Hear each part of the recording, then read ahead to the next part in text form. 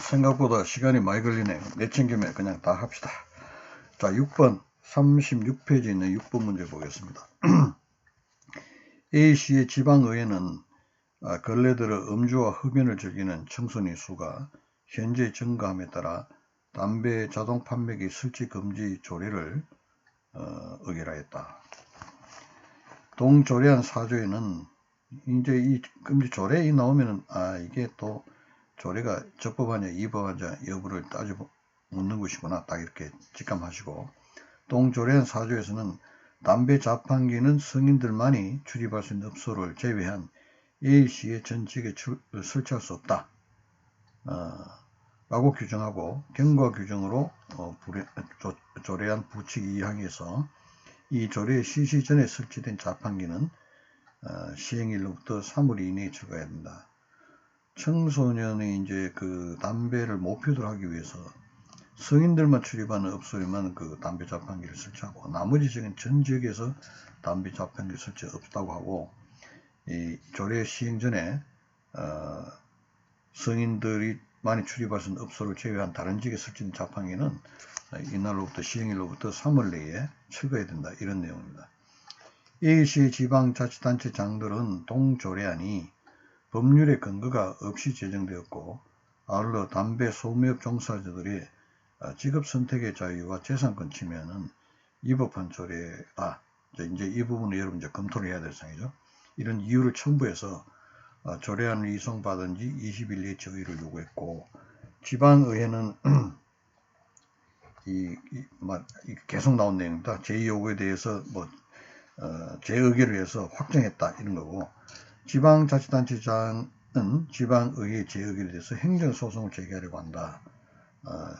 A시의 지방자치단체장이 제기할 수 있는 행정소송의 종류와 인용 여부를 논하시오, 이렇게 되어 있습니다. 그러면 이제 문제는 A시의 지방자치단체장이 제기할 수 있는 행정소송의 종류 그리고 인용 여부, 이 두 가지거든요.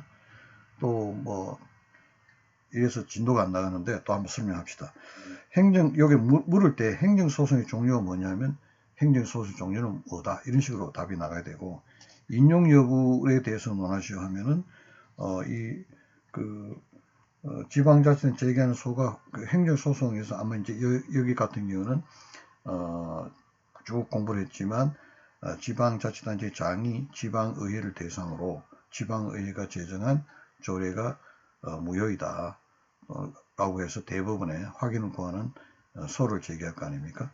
그럼 그게 이제 기관소송이다 라고 이 결론이 그렇게 나와야 될 거고, 그 다음에 이제 기관 인용 여부니까 인용이 되려고 그러면은 이 조례가 위법하다 라고 하면은 인용이 되겠죠. 적법하다 하면은 기각이 될 것이고, 그래서 이 여부를 판단하고 거기에 따라서 인용 또는 기각, 이렇게 결론을 내리주면 됩니다.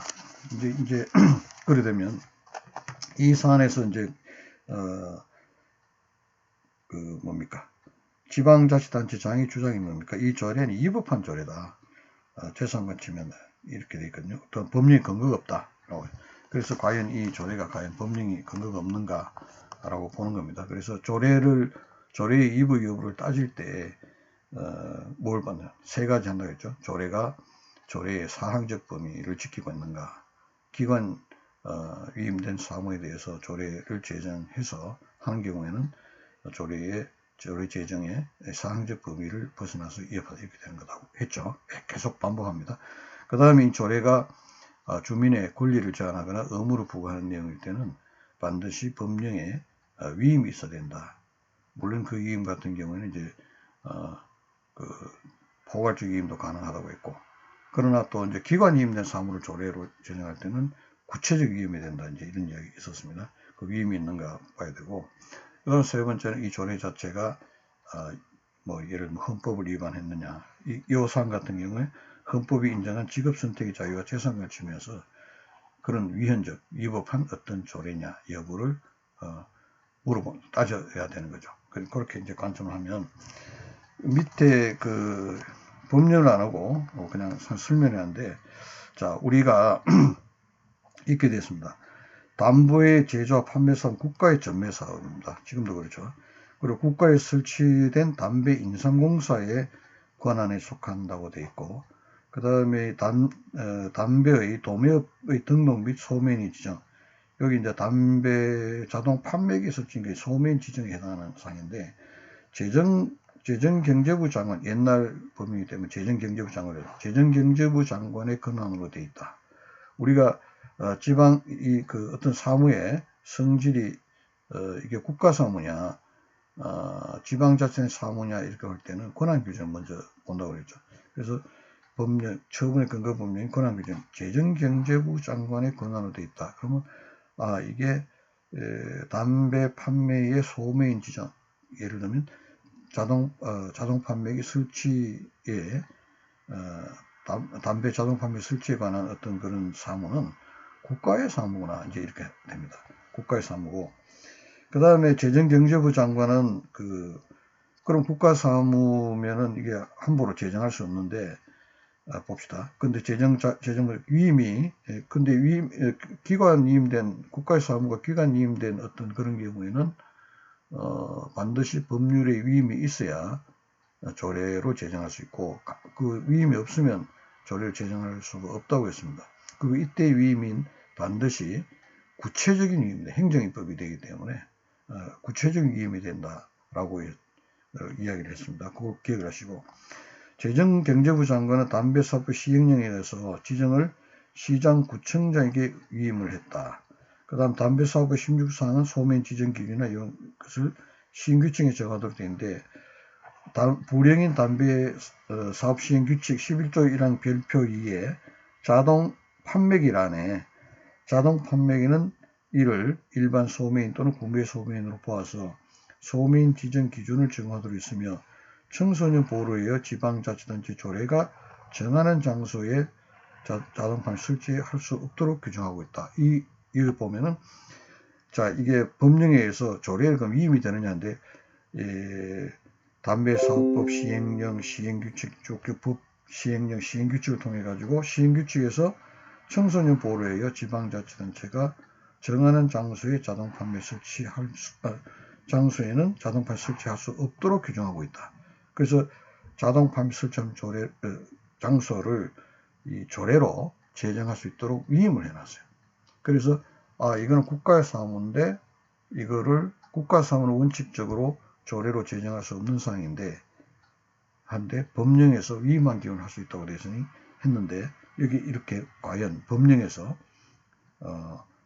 조례로 청소년 보호에서 이 자동판매 설치 없는 장소를 정할 수 있도록 위임을 해놨구나. 그러면 이 경우에는 아까 법률의 근거 없이 제정되었다는 건 아니죠.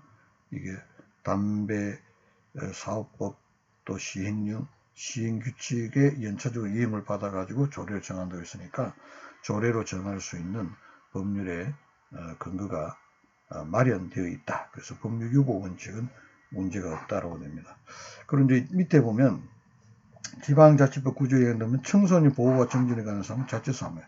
그래서 이 국가사무인데 왜 조례로 위임했을까? 그 이유가 여기 나옵니다.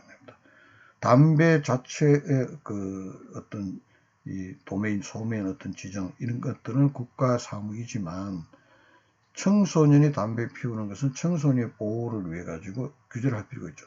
그래서 이거를 이 청소년 보호를 위해서 설치하는 장소 지정하는 것은 청소년 보호 정진과도 보호와 복리 정진과도 관련이 있기 때문에 이 조례로 제정할 수 있도록 이런 식으로 위임을 한 겁니다. 국가사무이지만 그 이유가 조례로 제정할 수 있도록 국가사무인데도 조례를 제정할 수 있도록 한 그 이유는 여기 있다. 지방자치법 구조 위항에 청소년 보호와 복리 정진과 관련이 되어 있기 때문에 조례로 제정할 수 있도록 되어 있다. 자, 이렇게 해서 이 사건 조례 자체는 법령에 근거가 마련되어 있습니다. 그래서 법률 유보 문제는 없고요. 그 다음에 이제 법 위반 여부가 됩니다. 이 사안 자체는 이제 여러분들이 여기에 뭐라고 하냐면 담배 소매업 종사 직업 선택의 자유를 제외했다. 자, 이게 청소년이 여기 성인들만 출입하는 업체는 가능하지만 그 외에는 전부 안 된다고 했으니, 그동안 이제 이 담배 자동 판매기를 설치하고자 하는 사람들의 직업 선택의 자유, 그 안에 포함되는 영업의 자유를 과도하게 침해되는 것이 아닌가 하는 문제입니다. 그런 의미에서 이제 과잉금지 원칙, 우리 그 직업 선택의 자유라든지 어떤 기본권은 헌법에서 보장이 되는데, 그러나 국가안전보장이나 공공복리 중대한 그런 경우에는 법률로서 필요한 경우에 법률로 제한할 수 있도록 되어 있죠. 그래, 보장은 되지만 필요한 경우에 제한을 할 수 있는데, 필요한 경우로 했기 때문에 이게 과잉금지 원칙, 비례 원칙입니다. 과잉금지 원칙, 과잉 아니고 필요한 만큼 해야 된다. 그래서 이 사안 같은 경우 여러분들은 이제 청소년 보호라는 공익과 그 다음에 그 담배 자동 판매기 설치하려고 영업을 하려고 하는 사람들의 직업의 자유 또는 영업의 자유, 그 사익입니다. 이 공익과 사익을 고려해서 청소년 보호하려는 공익과 그로 인해 침해되는 직업의 자유, 직업 선택의 자유 또는 영업의 자유, 이걸 비교 행량을 해야 됩니다. 결론을 말씀드린다면 이 사안에서는 이게 담배 청소년이라는 것이 청소년이 성인들만이 출입하는 업소 여기뿐만 아니라 아무데나 이렇게 쭉쭉 돌아다니니까 그게 외의 지역에 그냥 담배 설치하는 경우는 청소년 쉽게 이제 담배에 접하게 된다. 이런 의미에서 좀 과도하게 보일지 모르나 청소년 보호를 위해서는 공익이 더 크다, 이렇게 해서 대부분 판례에서 결론을 말씀드린다면 이 과잉금지 원칙이 위반되지 않는다. 기본권을 제한하지만 그것이 청소년 보호는 공익을 보호할 때는 그거는 적절하다, 이렇게 봤고요. 그 다음 소급 위법인 재산권 침해, 신뢰보호 문제는 이제 뭘 가지고 이야기하느냐면, 아까 부칙에 보면 이 조례 시행 전에 설치된 자판기는 시행일부터 3월 이내로 철거해야 한다. 이 소급 위법을 했는데 소급 위법이 아닙니다. 소급 위법이라는 것은 이미 끝난 사안에 대해서 이렇게 소급해서 하는 건데, 이 내용 자체에 보면 자판기는 조례 시행 전에 설치됐지만 철거하는 것은 시행령 이후에 하는 거거든요. 이게 이제 진정 소급 적용이냐 부진정 소급 적용이 있는데, 소급 적용이라는 것은 진정 이미 완료된 사실관계, 법적 관계에 적용되는 것이고, 부진정 소급 적용이라는 것은 계속 진행되고 있는 관계에 적용하는 것인데, 이 사안 같은 계속 진행되고 있는 사항이기 때문에 완료된 사항이 아니에요. 자판기에 설치됐지만 그게 된 거. 그래서 이거는 철거하는 것 자체는 시행령 이후의 문제니까 소급 위법이 아닙니다. 그래서 소급 위법 금지 원칙을 위반한 재산권 침해라는 말은 성립되지 않고, 신뢰보호 원칙 문제는 이제 이 사람들이 이전에 이런 문제가 되기 전에 자판기를 미리 허가를 받아가지고 설치해서 영업을 하고 있는데, 이제는 3개월 후에는 그걸 하라라고 했으니까 나는 3개월 후에 이 담배 자판기가 설치했는 이것이 철수라고 되어 있습니까? 철거하려는 거 생각도 못하고 계속 할 수 있으라고 예상하고 이 투자를 해서 이렇게 허가를 받았다. 그게 대한 신뢰가 있지 않느냐. 그 신뢰 보호를 이해하는 겁니다. 이제 이런 경우에도 이 사람의 신뢰해야 되는 거고, 청소년 보호라는 공익을 고려해서 이제 판단하게 되는데, 이 자체 내에서도 일단 경고 규정을 3월 바로 그거 하는 것도 아니고, 바로 가는 게 3개월의 유예 기간을 두고 이제 이렇게 하는 점으로 봐서 신뢰 보호를 현저히 침해하는 것이 아니다라고 이렇게 되었습니다. 그 소급 위법 같은 만약에 조례 시행전 설치된 자판기에 대해서 종전에 거기에 대해서 무슨 책임을 묻는 이러면은 그건 소급 위법이 될 거예요. 그런데 이게는 철거 자체가 이 시행령이 제정된 조례가 제정된 이후에 철거되는 거기 때문에 소급 위법이 아니다라는 거예요. 그 점을 학생들이 굉장히 이제 착각을 일으키고 혼란을 일으켰는데, 그렇게 보고는 철거가 조례 시행 이후에 철거한다니까 안 된다. 소급 위법이 아니다라는 그런 내용을 이해해 주실 것 같아요. 그 다음에 7번 한번 봅시다. 시간이 너무 말을 많이 하네요, 제가. 자, 7번. 광주광역시 동구에는, 광주광역시 동구 저소득 주민 생계보호 지원 조례안을 의결했다라는 겁니다. 근데 여기 이제 이 광주광역시장이 이 생계보호 지원 조례안 자체가 위법하다라고 생각을 해서 재요구했고, 거기에 대해서 다시 그 동일한 내용을 제기를 했다 이런 것이고, 여기에 대해 가지고 이제 대법원에 소를 제기한 내용인데, 문제된 조례안은 이제 여러분 쭉 이거 보시면 뭐냐면, 그가 문제냐면 그 줄거는 가운데에 자활 보호 대상자 중 65세 이상의 노쇠자, 18세 미만의 아동, 임산부, 폐질 이런 근로능력이 없는 자들에게 생활보호법 소정의 생계비 수준에 준하여 생계비를 구 예산의 범위에 생계비를 지원한다라는 것으로 그런 내용이다 이럽니다. 그러니까 이런 의회가 이렇게 제정하면 광주시는 예산을 편성해서 재정 지출을 해야 되니까 곤란하다라고 이제 자기 재정이 문제가 있다면 부담이 된다 이제 이렇게죠. 그래서 이게 위협하다라고 생각을 해본 겁니다. 여기 이제 문제는 뭐냐면 생활보호법 밑에 11조 자활보호 있는데, 자활보호는 보호 대상에서 자활을 조성하기 위해서 다음 각호 1에 해당하는 보호를 행한다가 1, 2, 3, 4, 5 돼 있는데, 자활보호이기 때문에 자활에 필요한 금품 지급 뭐 이렇게 돼 있지, 생계비 지원을 문제는 나와 있잖아요. 그 자활을 하도록 도와주기 자금 지원을 하는 거지만 생계비 지원에 관한 내용은 없습니다. 그런데 광주광역시 동구회가 만든 생계비 보호 지원안에는 생계비 지원이라는 내용이 새롭게 들어가 있거든요. 그래서 이 조례하고 이 생활보호법 이런 법령하고 내용이 서로 조금 모순이 있다, 다르다. 그럴 경우 이제 이 조례가 법령 위반에 문제가 생기지 않느냐 하는 겁니다. 그래서 우리가 조례 위반을 겪을 때 조례 제정의 사물적 상정법을 보고, 그다음 법률 유보 조례가 주민의 권리 제한하거나 의무를 부과할 때 법령에 위임이 있어야 된다는 거. 그다음에 이제 조례가 법령을 위반하지 않는다, 상위 법령을 위반하지 않아야 된다는 건데, 여기에 그 문제하고, 그 다음에 지방자치법 구조에 보면 생활공공자 보호무 지원에 있는데, 여기 지방재정법에 보면 이 개인에게 기부를 못하는 원칙을 써놓고 할 수 있는 예외적인 경우를 열거하고 있어요.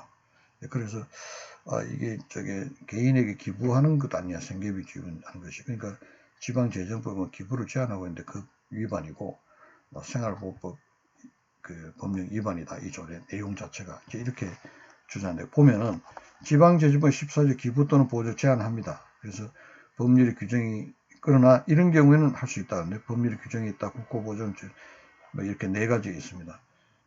과연 이것이 이 지방재정법을 위반했냐, 이 부분에 보면 지방자치 구조 이야기 보면 생활공공자의 보호 및 지원이 지방자치단체의 사무로 되어 있거든요.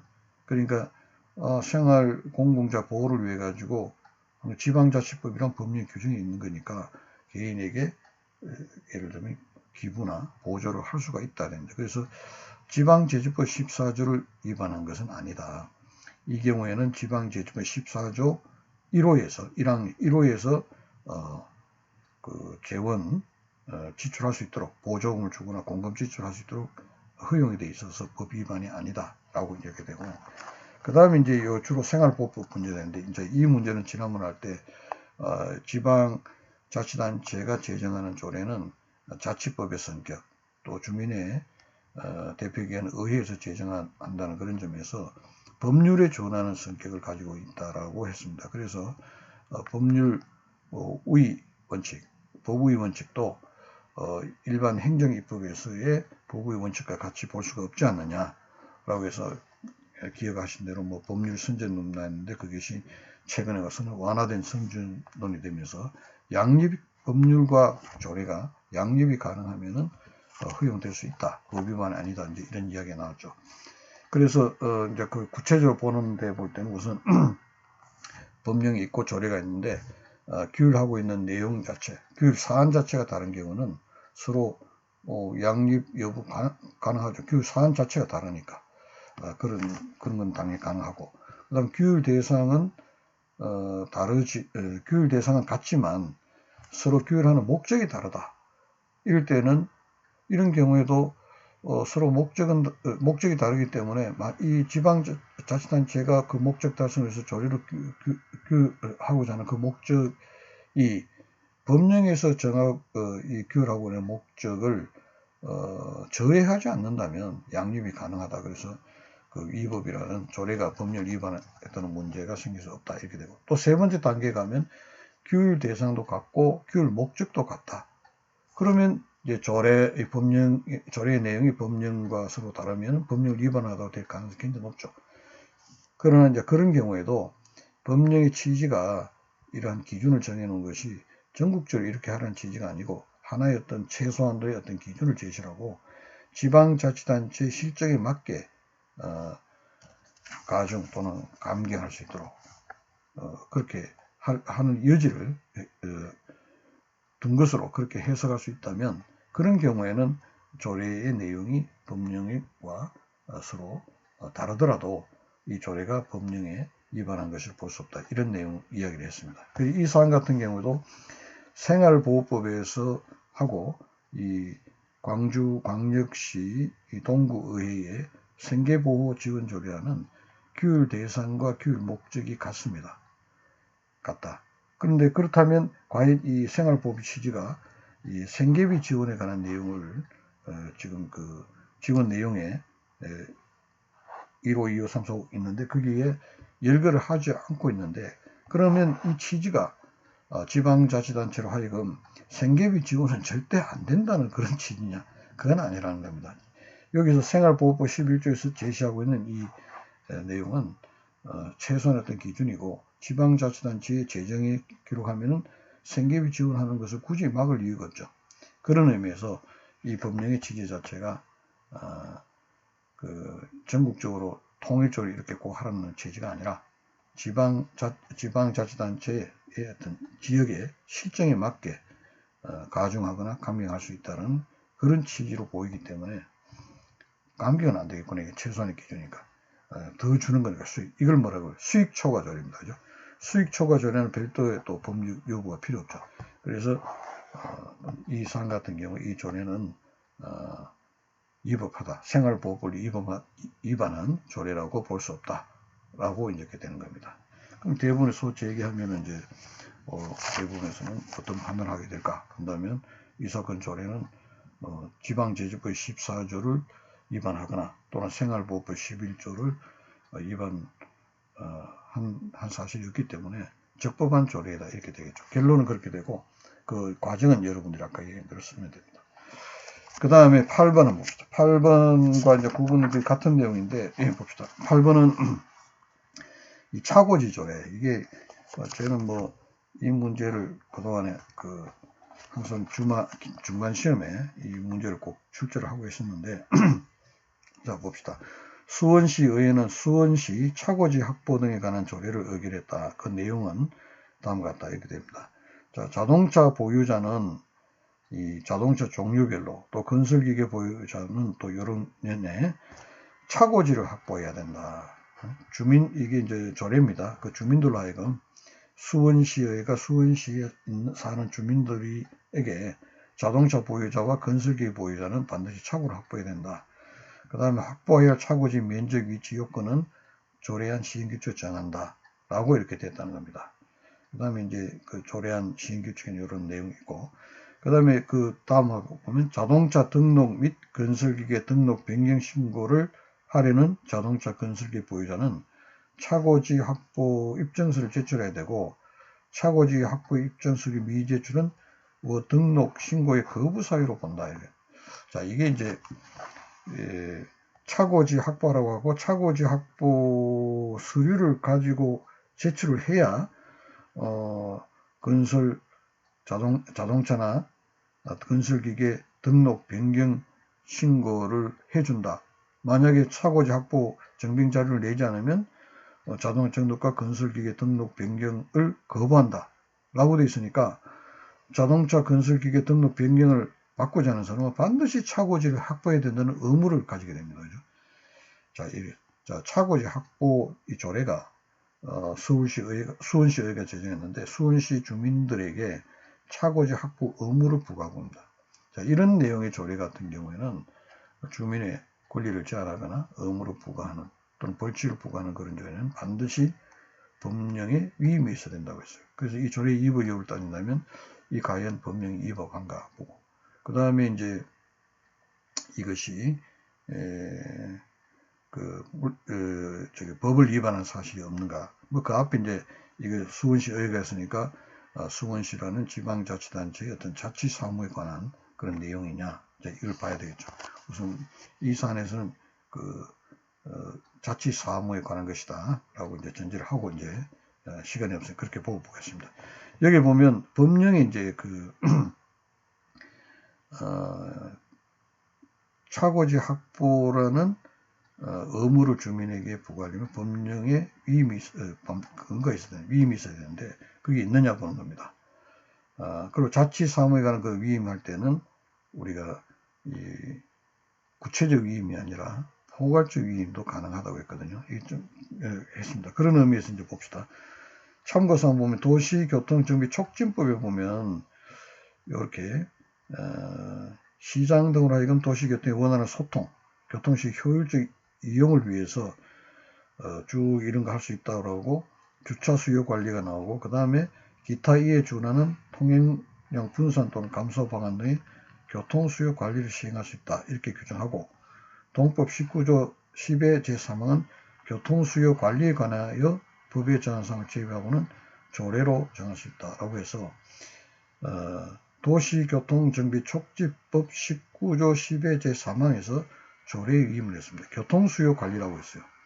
이 주차장 확보라는 것은 딱 이렇게 구체적 위임이 된다면 주차장 확보에 관한 내용은 조례에 정한다 이렇게 돼야 되는데 아주 강한 교통수요 관리였습니다. 그런데 주차장이라는 것은 광의로 볼 때 주차 수요 관리가 결국은 교통수요의 관리와 그 안에 포함되는 내용이거든. 그래서 교통수요 관리라고 포괄적인 그렇게 위임을 했는데 이 자치사무에 관해서는 포괄적 위임이 가능하다고 보고 이 주차장 설치 관한 어떤 업무 자체 교통수요 관리를 위해서 하는 거니까 이게 법령에 위임이 되어 있다라는 겁니다. 그렇게 되고요.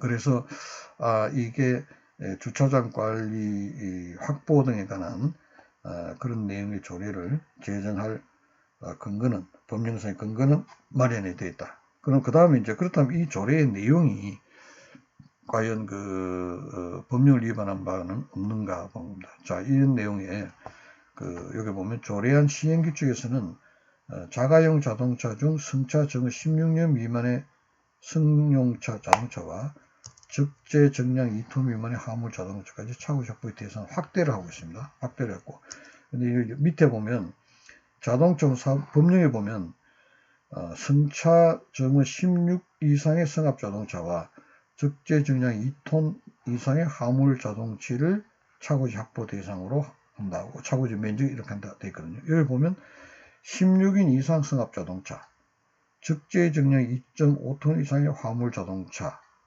경우에 차고지 확보 대상으로 한다라고 자동차 운수사업 법령에서 그렇게 정하고 있어요. 그런데 이 수원시 의회가 확보한 이 조례 또 조례 시행 규칙에 보면 16인 미만의 승합 자동차와 적재정 2.5톤 미만의 화물 자동차까지 차고지 확보 대상을 확대했다는 것은 차고지 확보는 의무를 주는데 침입적입니다. 침입적인데 초과 침입이죠. 이거 법령에 정한 그 내용보다도 더 크게 침입을 하는 거예요. 주민의 권리를 제한하는 것이니까 이거를 침입 초과 조례라고 합니다. 침입 초과 조례. 그래서 침입 초과 조례일 때는 그 침입되는 그 부분만큼 다시 법령 위임이 있어야 돼요. 그런데 자동차 운수사업 법령에 위임에 관한 내용이 없습니다. 따라서 이 조례는 자동차 운수사업 법령을 있는 여기는 16인 이상 승합 자동차, 적재적인 2.5톤 이상의 화물 자동차를 차고지 확보 대상으로 했는데, 이 법령을 위반해서 조례로서 그 이하인 것들도 차고지 확보에 더 큰 의무를 주민에게 의무를 부과하고 있기 때문에 이거는 이 법을 위반한 조례다, 이렇게 됐습니다. 그래서 이 차고지 확보 조례가 결국 어떻게 됩니까? 수원시의 차고지 확보 등에 관한 조례는 자동차 운수 사업 법률 유보의 점은 만족을 시켰지만, 충족을 했지만 자동차 운수 사업 법령을 위반한 위법한 조례로서 위반 조례다, 이렇게 되는 겁니다. 여기 봅시다. 문제는 수원시장은 위 조례는 법률이 이임이 없음에도 의회가 의결하였으므로 무효이고, 또한 자동차 운수 사업 법률 위반은 무효로 주장한다.